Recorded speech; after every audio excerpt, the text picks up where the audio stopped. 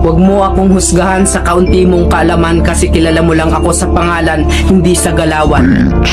Pinanganak akong mahirap, hindi ako pinalad makapagtapos ng pag-aaral kaya binawi ko na lang sa sipag at diskarte sa buhay.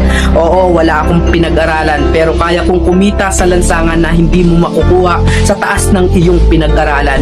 Bago mo ako husgahan, daanan mo muna lahat ng napagdaanan ko para malaman mo kung sino at bakit ako ganito.